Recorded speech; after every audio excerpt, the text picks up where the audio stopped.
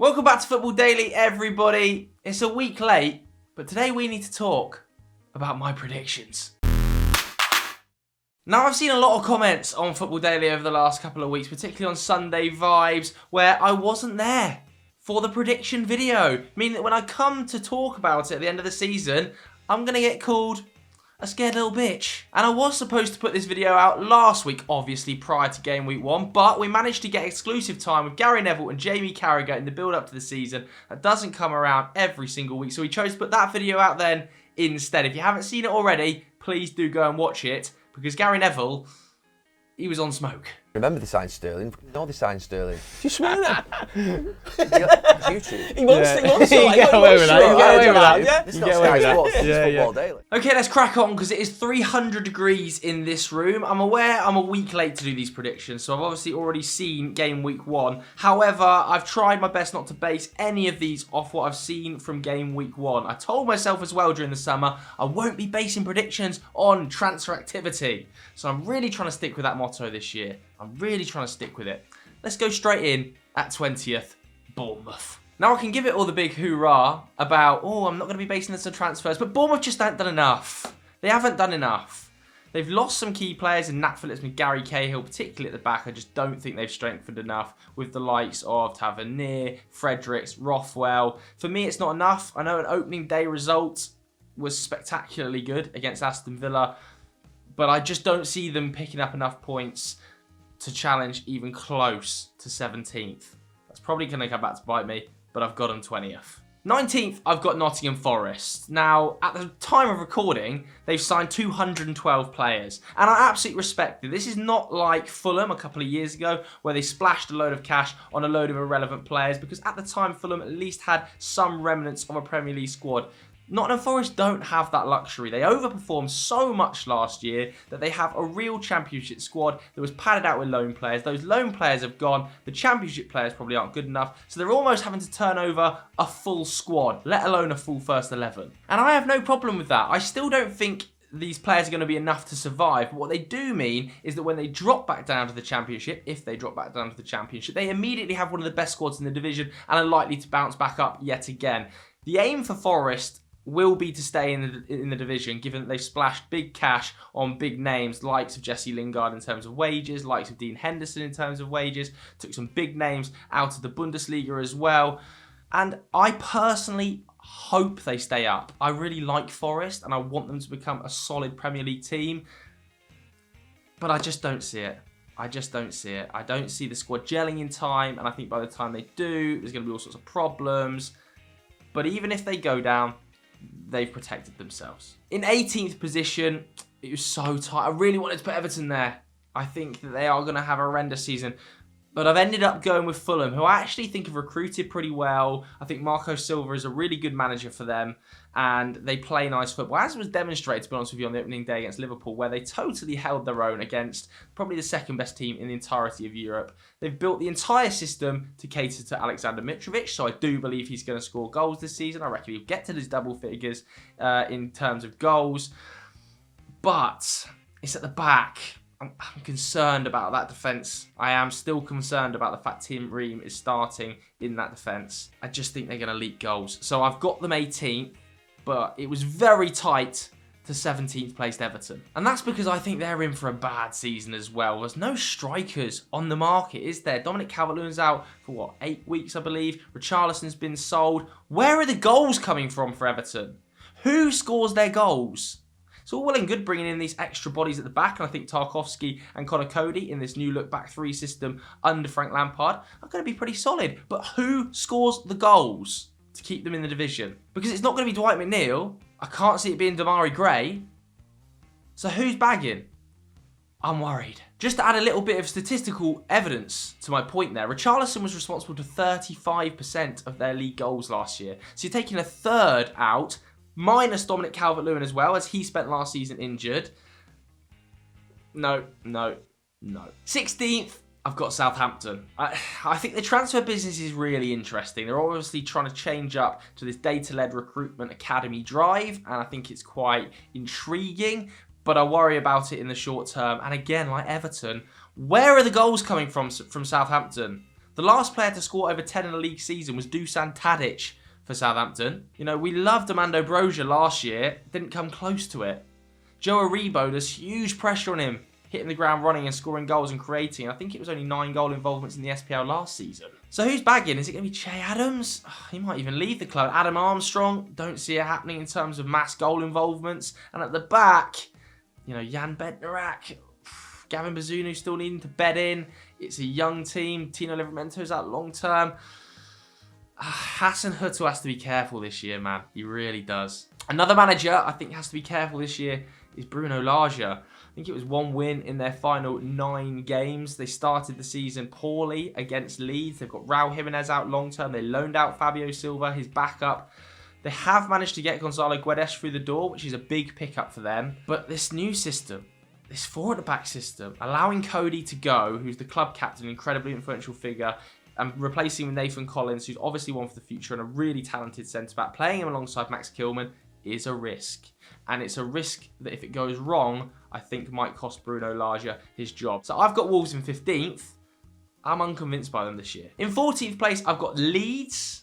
Now, some people I'm sure will have had them lower. In fact, I've seen some predictions where they are in the relegation zone because they've obviously lost Calvin Phillips and they've lost Rafinha. But I think the way Jesse Marsch wants to play football, his additions have been very smart. And they're clearly planning for the long term, and they're clearly planning for a very specific system. I really like the pickup of Brendan Aronson, already scored his goal on the opening weekend.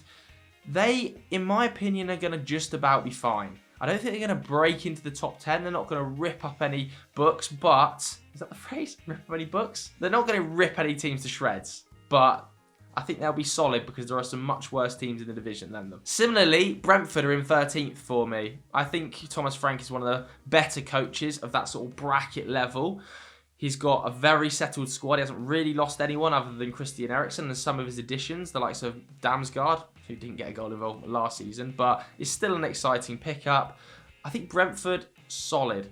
Maybe not quite as good as they were last year, but again, there are just some real dross teams in the league this year. In 12th, I've got Leicester, and I think this is going to be a really disappointing season for them. I think they finished 8th last year, right? And I see them taking a bit of a step back, given the lack of transfer business, the potential to lose Wesley Fofana, the long-term injuries to Ricardo Pereira, and just the general stagnation of that squad. Towards the back end of last season, I think we can all agree that it kind of felt like it was going nowhere. Kasper Schmeichel's left the club, and I'm very interested to see how Brendan Rodgers gets them to go again.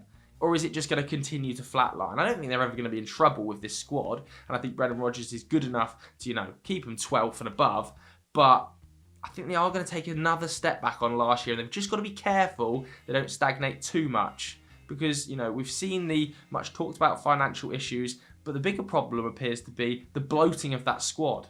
You know, at times last year, the likes of, I don't know, non-police Mendy couldn't even be registered to play in the Premier League. Now we're seeing Boubakary Soumaré not part of the travelling matchday squad.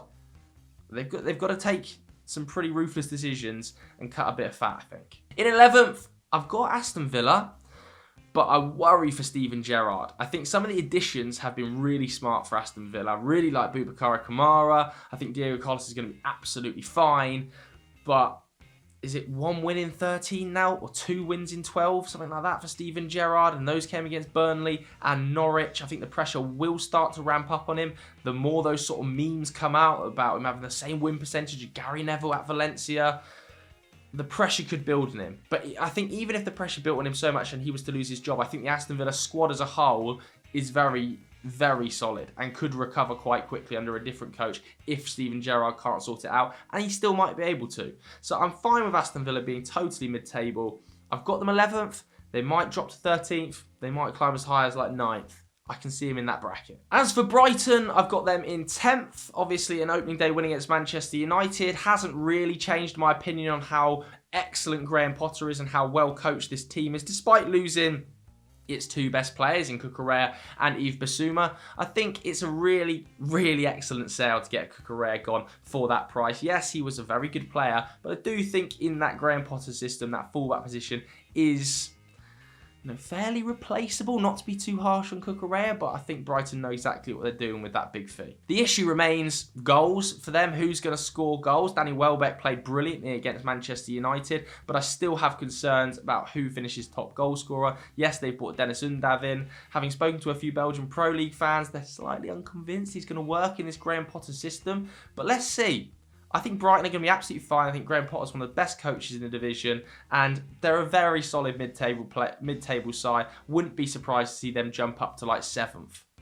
I've got them 10th, but if they finish 7th, wouldn't be shocked. The same could probably be said of Crystal Palace. I think Patrick Vieira has done a brilliant job renewing that squad, and I think some of the additions this summer have been excellent. I know they had a terrible pre-season, and a lot of people were bashing on them for that and bashing on them against Arsenal. They had chances against Arsenal.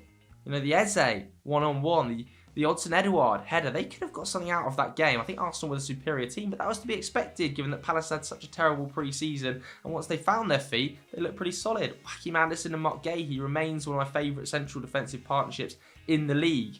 They are going to be fine, Palace. Once they get that sort of pre-season rust out the way, I see them comfortably finishing the top half. I think Patrick Vieira has done a really good job there. 8th place, we've got West Ham. I think them versus Newcastle was a real toss of a coin as well. West Ham's squad, in my opinion, is superior, and it's going to be really interesting to see what Gianluca Scamacca does. They've spent quite a bit of money, West Ham, under the radar. Even the likes of Maxwell Cornet is going to add something to that team, add some depth to that team. If Declan Rice can take another step forward, then they're in for a fine season. It's just whether or not Europe holds them back a little bit, whereas Newcastle don't have that issue. So let's see, but I've gone West Ham in 8. And I've tentatively put Newcastle into 7th, just because they were so excellent with that squad towards the back end of last season. They also only had Callum Wilson fit for about 2% of the games, and when he is fit and available, I do think he's one of the better strikers in the division. I think he guarantees you 10 to 15 goals, and I'm really hopeful he stays fit this year because I love watching him, and he is a very, very nice gentleman. So let's fingers crossed he stays fit, and if he can stay fit, I do believe the additions of Botman and a full season of Bruno Guimaraes with Nick Pope being very solid at the back are going to see Newcastle finish comfortably in the top 10 and push Manchester United very hard. Like Man United, I think, are closer to Newcastle, West Ham, Palace than they are the top 5. Having said that, I've put them in 6th. Look, Man United had the worst season in Premier League history last year. Felt like they lost every game, didn't it? It felt like they never scored a goal, and they still managed to finish 6th. So I think a slight improvement on that probably sees them maintain their place. But like I said, Newcastle, West Ham, Palace, they could easily get pulled into that group. We saw Arsenal finish back-to-back 8th consecutively under Mikel Arteta in his first 2 seasons as he kind of struggled to turn over that squad. And I think Eric Ten Hag's going to face a lot of those similar problems. So wouldn't surprise me at all if United finished 8th or 9th this season. Would not surprise me at all. But I've got them down as 6th. Right, this is where it starts to get very tasty because the top 4, I've left Chelsea out of it. Now, I'm recording this obviously on the 11th of August, and come the 31st of August, Chelsea might have spent another 150 million on De Jong, Fofana, Aubameyang on loan, and it might be a very different landscape. But I'm really trying not to base this on transfers, and I'm trying to base this on the squad and the end of last season, and it was very tight. Chelsea got dragged right back into it with Tottenham and Arsenal towards the back end of last season, and I think Thomas Tuchel painted a pretty unhappy picture on the touchline. I still don't see where the goals come from for Chelsea. I think Raheem Sterling's probably going to contribute 10. Mason Mount's probably going to contribute 10 plus. But I just see them being outscored by Arsenal and Tottenham. It's going to be very interesting to see. And maybe I'm being disrespectful to Thomas Tuchel here because he is the 4th best coach in the league and the squad has performed really strongly for him in the past. But without Rudiger, without Christensen, still no goal scorer signed as we record this. I can see him taking a step back. I don't think it will be a total disaster, and it's going to probably be 2 to 3 points between 3rd and 5th, but it's going to be tight. In 4th, I've got Arsenal. I think Gabriel Jesus is maybe my signing of the summer. I think he's going to score 15 goals this season. That front three of him, Martinelli and Saka is one of the most exciting in the league. I think Martin Odegaard was the perfect choice as captain. He's one of my favourite players in the league. At the back, William Saliba looks an absolute monster, and I'm really excited to see how he pairs up with Gabriel. That probably is going to come at the cost of Ben White, but when Tomiyasu's back, it gives those rotation options. The same when Kieran Tierney's back. You might see Alexander Zinchenko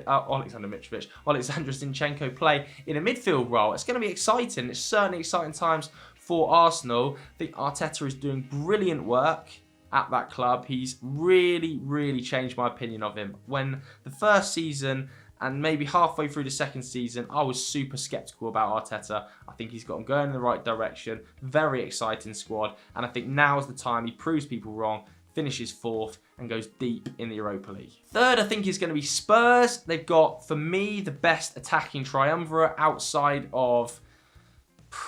I mean, maybe in the league. They might have the best attacking trio in the league. Just because I haven't seen enough of Darwin Núñez to compare him. And, you know, we haven't fully seen how Pep is going to use his front three, that Pep roulette factor. Who's going to start? Some weeks it's Mahrez, sometimes it's Foden, sometimes it's Grealish. Let's see how that shakes out. But Kulusevski's son Kane, that's a joke. Kulusevski is so good. Like, so good. With Richarlison coming off the bench, which has long been levelled at Tottenham, they have a backup for Harry Kane. Richarlison can play all the way across the front line. Basuma being added to the mixture as well is extremely exciting. And I think Longley has been hated on for a long time, but is a fine loan. Antonio Conte could have me playing centre-back and get a tune out of me. So I think Spurs finished 3rd. They're just... I can see that being a real warrior side for Antonio Conte. Probably the 3rd best manager in the league for me. And quite an experienced bunch there. So 3rd place. In 2nd, I've got Liverpool. I still think they're going to be extremely close to Manchester City. I've seen a lot of people in their predictions having Spurs above them or saying that Liverpool are going to finish 10 to 15 points behind City. I just don't see it. Jurgen Klopp has proven time and time again he's able to get up there and match Manchester City's output. And that will happen again for me. I think Darwin Núñez is going to score 10 to 15 goals minimum, maybe even get over that 15 mark. Luis Diaz is bound to chip in, and Mo Salah for me is going to score the most in the league as my golden boot winner. So I've gone for Liverpool in 2nd. Then Manchester City winning the league. Erling Haaland is going to be a freak. He is going to score 200 goals this season. Jack Grealish, although he didn't play particularly well against West Ham, I still think he's in for a big season too. And the ability to just rotate Rodri, put Phillips in there, you know, such an upgrade on Fernandinho. Like the prime Fernandinho, no, but last season's Fernandinho compared to Phillips is an absolute no-brainer. I'm going Man City to win the league and Liverpool 2nd. So that was my full 1 to 20 Premier League predictions. I appreciate it is a week late, but again, like I said, we had that special opportunity with Gary and Jamie, so I hope you do understand. If you haven't watched that already, please do go and watch it now. Thanks very much for watching. We'll see you later. Bye.